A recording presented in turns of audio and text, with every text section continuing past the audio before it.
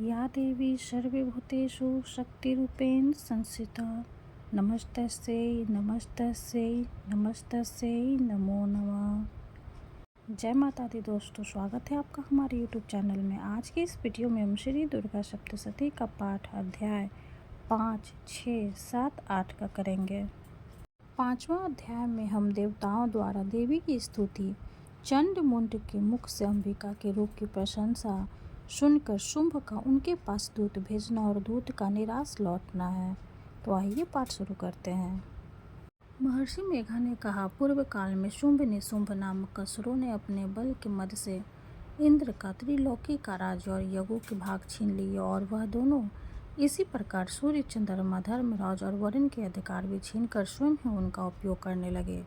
वायु और अग्नि का कार्य भी वही करने लगे और इसके पश्चात उन्होंने जिन देवताओं का राज्य छीना था उनको अपने अपने स्थान से निकाल दिया। इस तरह से अधिकार छीने हुए दैत्यों तथा दैत्यों द्वारा निकाले हुए देवता अपराजिता देवी का स्मरण करने लगे कि देवी ने हमको वर दिया था कि मैं तुम्हारी संपूर्ण विपत्तियों को नष्ट करके रक्षा करूंगी। ऐसा विचार कर सब देवता हिमालय पर गए और भगवती विष्णु माया की स्तुति करने लगे। देवताओं ने कहा, देवी को नमस्कार है, शिव को नमस्कार है, प्रकृति और भद्रा को नमस्कार है। हम लोग रौद्र, नित्या और गौरी को नमस्कार करते हैं। ज्योत्सनामयी, चंद्र रूपनी व सुखरूपा देवी को निरंतर नमस्कार है। शरणागतों का कल्याण करने वाली वृद्धि और सिद्धि रूपा देवी को हम बार बार नमस्कार करते हैं। और नैऋति राजाओं की लक्ष्मी तथा सर्वाणी को नमस्कार है। दुर्गा को, दुर्ग स्थलों को पार करने वाली दुर्गपरा को, सारा शौर्यकारिणी, ख्याति कृष्ण और धूम्र देवी को सदैव नमस्कार है। अत्यंत सौम्य तथा अत्यंत रौद्र रूप को हम नमस्कार करते, उन्हें हमारा बारंबार प्रणाम है। जगत की आधारभूत कीर्ति देवी को बार बार नमस्कार करते हैं। जिस देवी को प्राणी मात्र विष्णु माया कहते हैं उसको नमस्कार है, उसको नमस्कार है, उसको नमस्कार है। जो देवी संपूर्ण प्राणियों में चेतना कहलाती है उसको नमस्कार है, उसको नमस्कार है, उसको नमस्कार है। जो देवी संपूर्ण प्राणियों में बुद्धि रूप में स्थित है उसको नमस्कार है, उसको नमस्कार है, उसको नमस्कार है। जो देवी सब प्राणियों में निंद्रा रूप से विराजमान है उसको नमस्कार है, उसको नमस्कार है, उसको नमस्कार है। जो देवी संपूर्ण प्राणियों में शुद्धा रूप से विराजमान है उसको नमस्कार है, उसको नमस्कार है, उसको नमस्कार है। जो देवी संपूर्ण प्राणियों में छाया रूप में स्थित है उसको नमस्कार है, उसको नमस्कार है, उसको नमस्कार है। जो देवी सब प्राणियों में शक्ति रूप से स्थित है उसको नमस्कार है, उसको नमस्कार है, उसको नमस्कार है। जो देवी सब प्राणियों में तृष्णा रूप से स्थित है उसको नमस्कार है, उसको नमस्कार है, उसको नमस्कार है। जो देवी सब प्राणियों में शांति रूप से स्थित है उसको नमस्कार है, उसको नमस्कार है, उसको नमस्कार है। जो देवी सब प्राणियों में जाति रूप से स्थित है उसको नमस्कार है, उसको नमस्कार है, उसको नमस्कार है। जो देवी सब प्राणियों में लज्जा रूप से स्थित है उसको नमस्कार है, उसको नमस्कार है, उसको नमस्कार है। जो देवी संपूर्ण प्राणियों में श्रद्धा रूप से स्थित है उसको नमस्कार है, उसको नमस्कार है, उसको नमस्कार है। जो देवी संपूर्ण प्राणियों में कांति रूप से स्थित है, जो देवी सब प्राणियों में लक्ष्मी रूप से स्थित है उसको नमस्कार है, उसको नमस्कार है, उसको नमस्कार है। जो देवी संपूर्ण प्राणियों में वृत्ति रूप से स्थित है उसको नमस्कार है, उसको नमस्कार है, उसको नमस्कार है। जो देवी सब प्राणियों में स्मृति रूप से विराजमान है उसको नमस्कार है, उसको नमस्कार है, उसको नमस्कार है। जो देवी सब प्राणियों में दया रूप से स्थित है उसको नमस्कार है, उसको नमस्कार है, उसको नमस्कार है। जो देवी सब प्राणियों में तुष्टि रूप से स्थित है उसको नमस्कार है, उसको नमस्कार है, उसको नमस्कार है।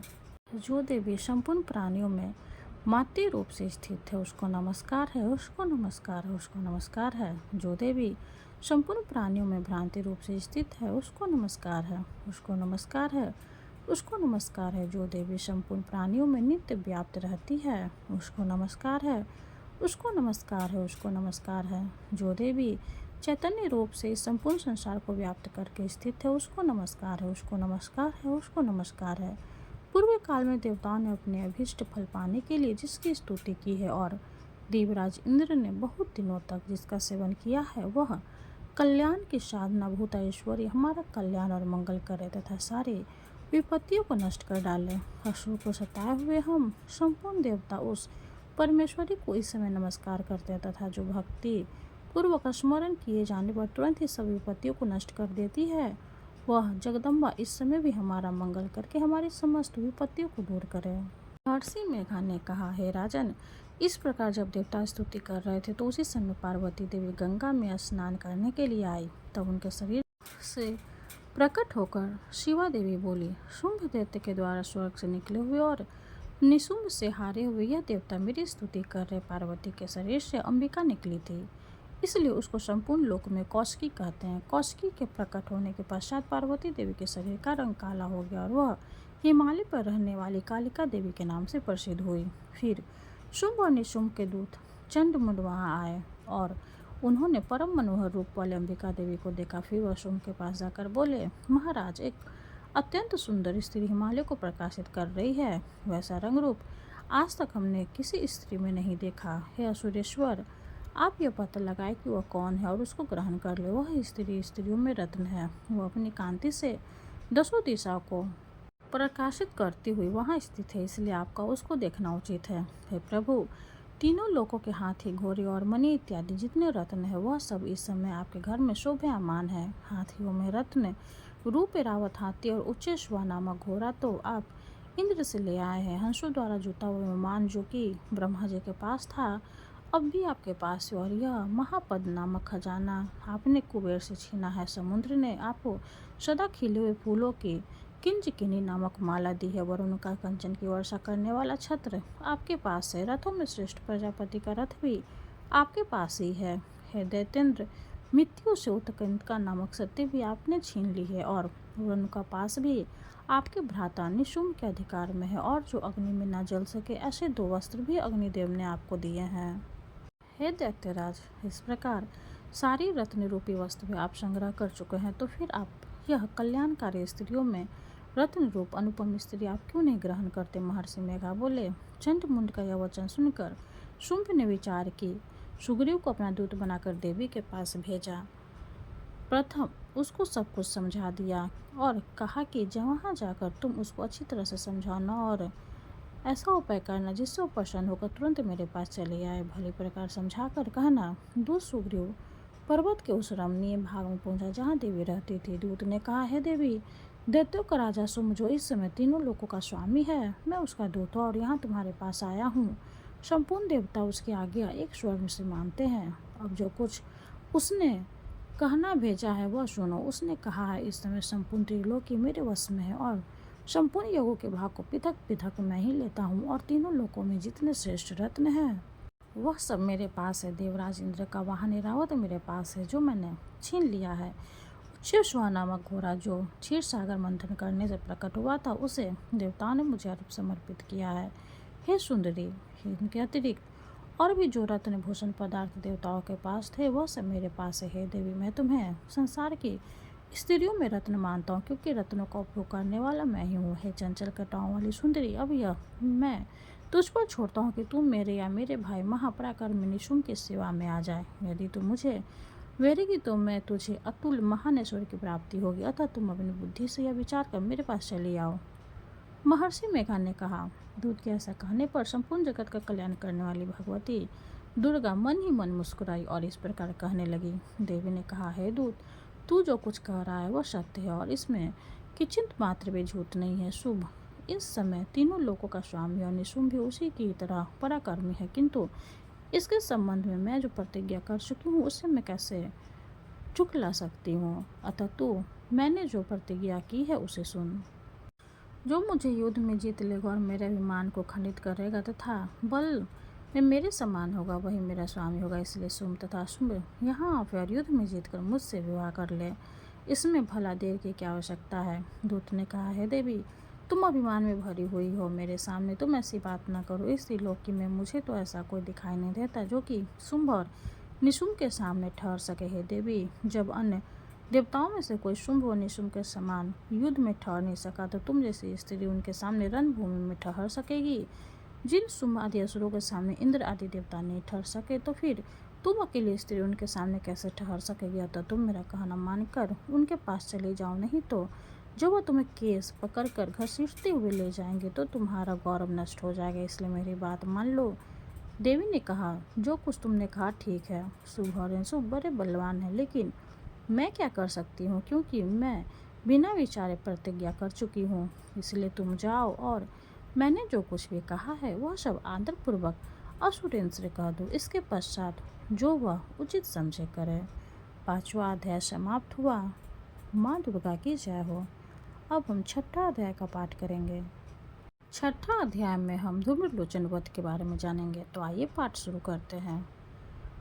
महर्षि मेघा ने कहा। देवी की बात सुनकर दूत क्रोध में भरा हुआ वहां से असुरेंद्र के पास पहुंचा और सारा वृत्तांत उसे कह सुनाया। दूत की बात सुन असुरेंद्र के क्रोध का पारावार न रहा और उसने अपने सेनापति धूम्रलोचन से कहा, धूम्रलोचन, तुम अपनी सेना से शीघ्र वहां जाओ और उस दुष्टा के केस को पकड़कर उसे घसीटते हुए यहाँ ले आओ। यदि उसकी रक्षा के लिए कोई दूसरा खड़ा हो, चाहे वो देवता, यक्ष अथवा गंधर्व क्यों न हो, उसको तुम अवश्य मार डालना। महर्षि मेघा ने कहा। शुंभ के इस प्रकार आज्ञा देने पर धूम्रलोचन 60,000 राक्षसों की सेना को साथ लेकर वहां पहुंचा और देवी को देख ललकार कर कहने लगा, अरे तू अभी शुंभ और निशुंभ के पास चली। यदि तू प्रसन्नतापूर्वक मेरे साथ न चलेगी तो मैं तेरे केसों को पकड़कर घसीटता हुआ तुझे ले चलूंगा। देवी बोली, असुरेंद्र का भेजा हुआ तेरे जैसा बलवान यदि बलपूर्वक मुझे ले जावेगा तो ऐसी दशा में मैं तुम्हारा क्या ही कर सकती हूँ।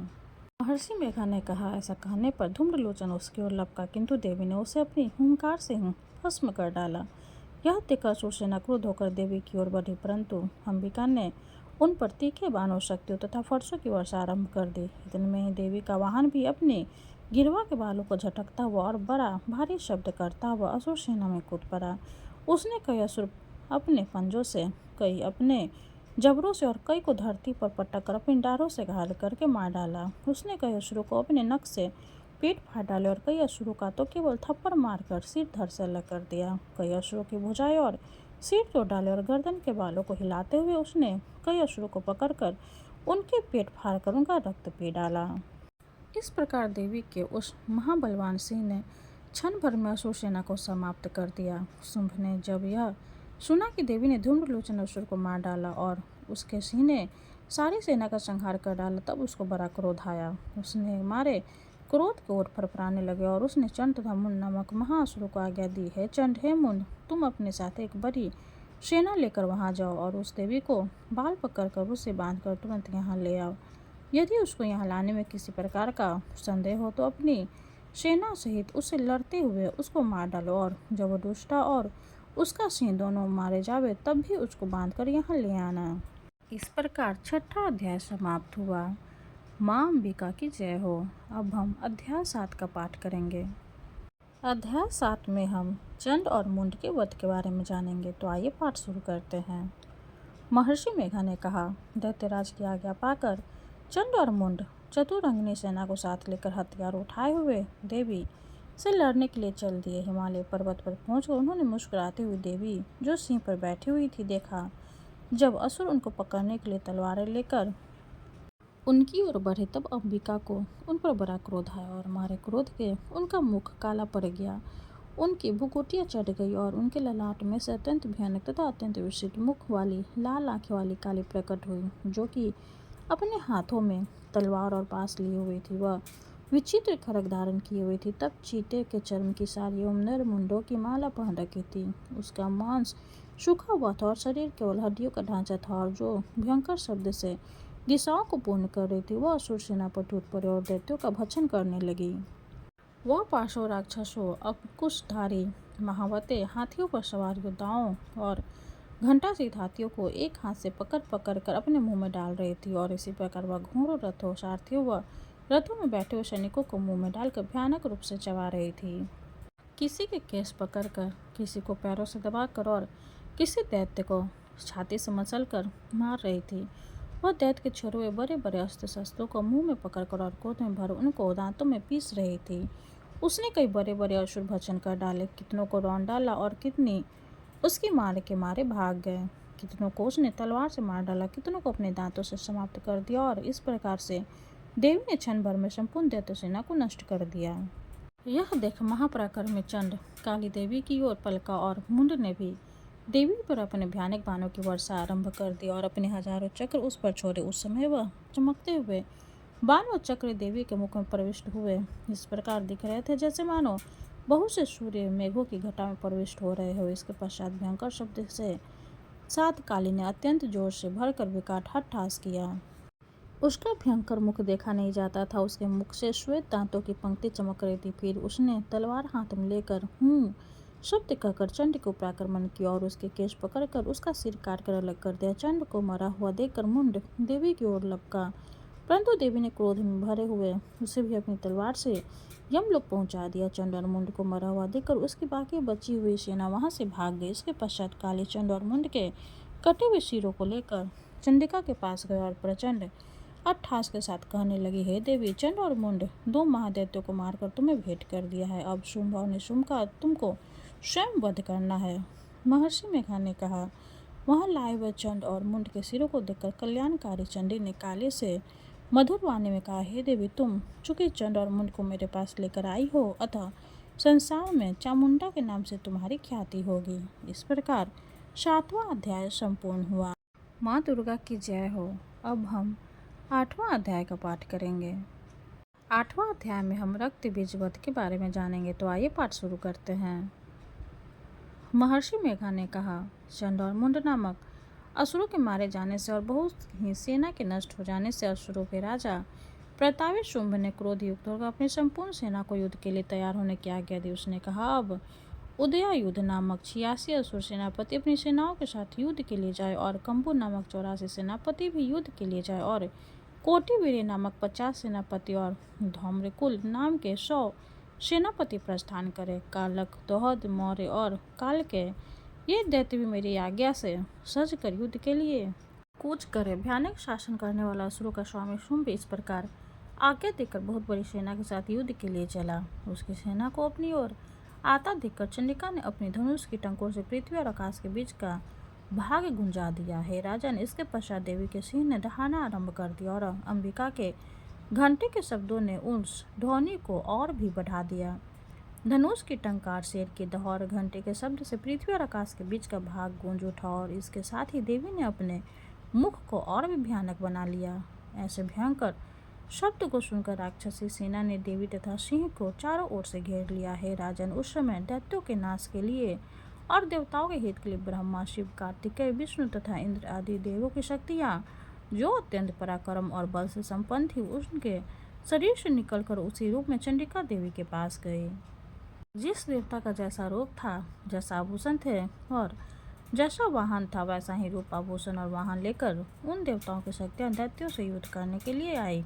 हंस युक्त विमान में बैठकर रुद्राक्ष की माला तथा कमंडलू धारण करके ब्रह्मा जी की शक्ति आई। ऋषभ पर सवार होकर हाथ में त्रिशूल लेकर महानाग का कंकन पहन कर और चंद्ररेखा से भूषित होकर भगवान शंकर की शक्ति महेश पर आई और मोर पर आरूढ़ होकर हाथ में शक्ति दैत्यों से युद्ध करने के लिए कार्तिकेय जी की शक्ति उन्हीं का रूप धारण करके आए। भगवान विष्णु की शक्ति गरुड़ पर सवार होकर शंख, चक्र, गदा, धनुष तथा खड्ग हाथ में लिए हुए आए। श्री हरि की शक्ति वराही वराह का शरीर धारण करके आई और निश के समान शरीर धारण करके उनकी शक्ति नारसिंह भी आई।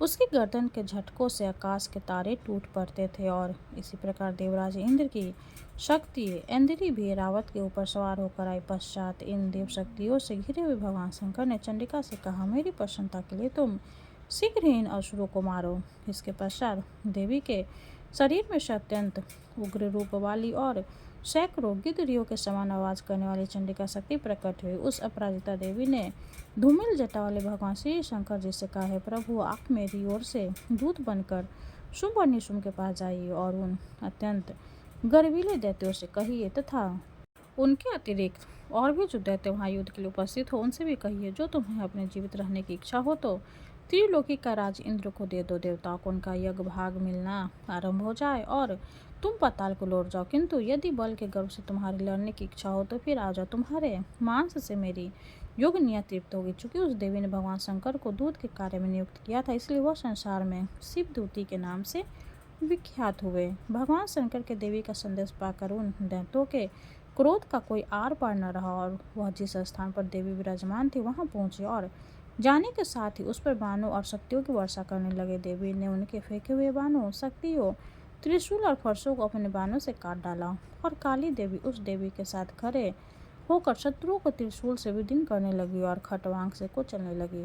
ब्रह्मणी जिस तरफ दौड़ती थी उसी तरफ अपने कमंडलों का जल छिड़क कर देवताओं के वीर व बल को नष्ट कर देती थी और इसी प्रकार महेश्वरी त्रिशूल से, वैष्णवी चक्र से और अत्यंत कोप वाली कौमेरी शक्ति द्वारा असुरों को मार रही थी। और इंद्री के बाजू के प्रहार से सैकड़ों दैत्य रक्त की नदियां बहाते हुए पृथ्वी पर सो गए। वराही ने कितने ही राक्षसों को अपनी थुथन द्वारा मृत्यु के घाट उतार दिया। डाढ़ों के अग्रभाग से कितने ही राक्षसों की छाती को चीर डाला और चक्र की चोट से कितनों को ही विदीर्ण करके धरती पर डाल दिया।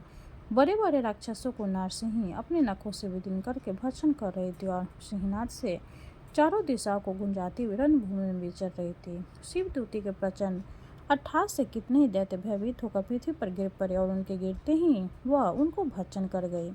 इस तरह क्रोध में भरे हुए मातृगणों द्वारा नाना प्रकार के उपायों से बड़े बड़े असुरों को मरते हुए देखकर राक्षसी सेना भाग खड़ी हुई और उनको इस प्रकार भागता देखकर रक्तबीज नामक महापराक्रमी राक्षस क्रोध में भरकर युद्ध के लिए आगे बढ़ा।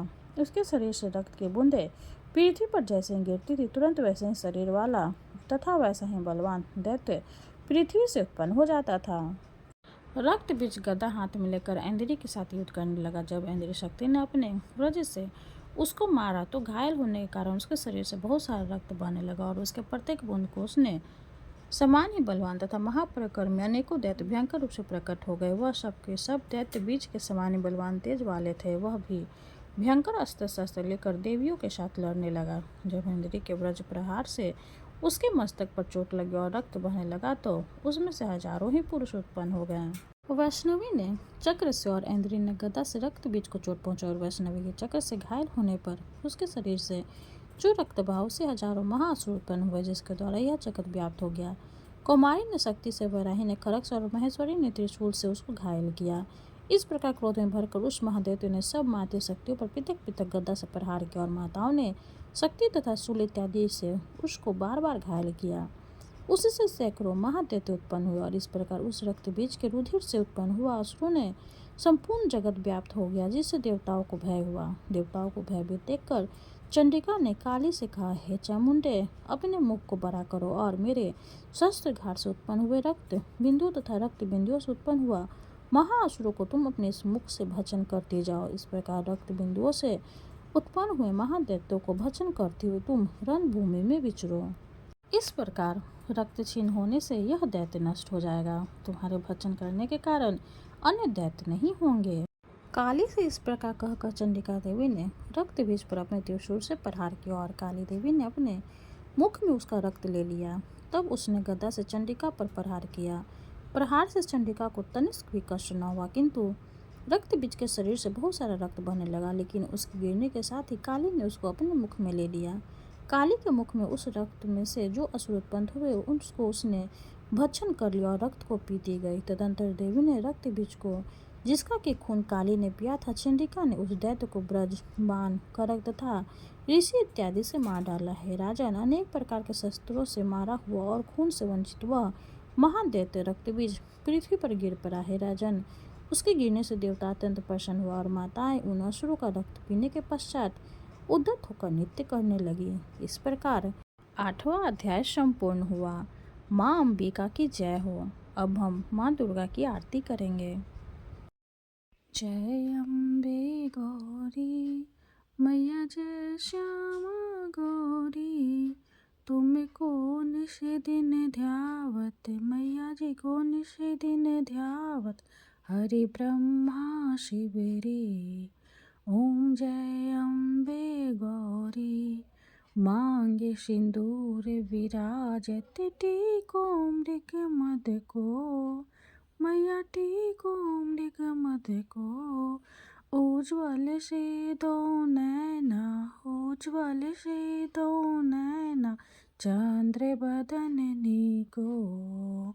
ओम जय अम्बे गौरी, कनक समान कलेवर, रक्तांबर राजय मैया, रक्तांबर राजय, रखते पुष्पे गले माला, रखते पुष्पे गले माला, कंठन पर साजय। ओम जय अम्बे गौरी, के हरिवाहन राजत खरग खपर धारी, मैया खरग खपर धारी। सुर नर मुनि जन सेवत, सुर नर मुनि जन सेवत, तिनके दुख हारी। ओम जय अम्बे गौरी, कानन कुंडल शोभित, नासाग्रे मोती, मैया नासाग्रे मोती। कोटिक चांद्र दिवाकर, कोटिक चांद्र दिवाकर, राजत सम ज्योति। ओम जय अम्बे गौरी, शुंभ निशुंभ बिदारे, महिषासुर घाती, मैया महिषासुर घाती।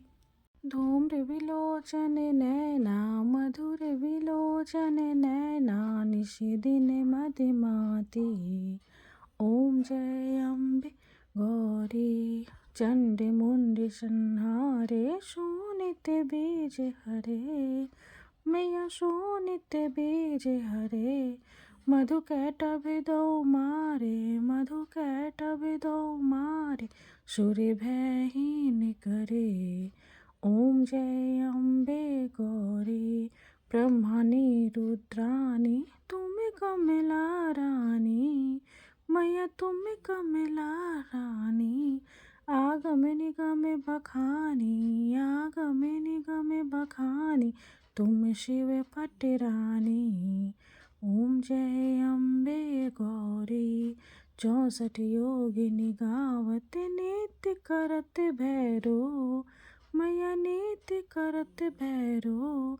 बाजत ताल मृदंगा, बाजत ताल मृदंगा, आरु बाजत डमरू। ओम जय अम्बे गौरी, तुम ही जग की माता, तुम ही हो भरता, मैया तुम ही हो भरता। भक्तन की दुख हरता, भक्तन की दुख हरता, सुख संपत्ति करता। ओम जय अम्बे गौरी, भुजाचार्य अति शोभित, वर मुद्राधारी, मैया वर मुद्राधारी। मन वांछित फल पावत, मन वांछित फल पावत, सेवत नर नारी। ओम जय अम्बे गौरी, कंचन थाल विराजत, अगर कपूर बाती, मैया अगर कपूर बाती। श्रीमाल के तुम राजत, श्रीमाल के तुम राजत, कोटि रतन ज्योति। ओम जय अम्बे गौरी, श्री अम्बे जी की आरती, जो कोई नर गावे, मैया जो कोई नर गावे। कहत शिवानंद स्वामी, भजत शिवानंद स्वामी, सुख संपत्ति पावे। ओम जय अम्बे गौरी। माता रानी की जय हो। वीडियो अगर अच्छी लगे तो लाइक कर दे, चैनल को सब्सक्राइब कर दे। धन्यवाद।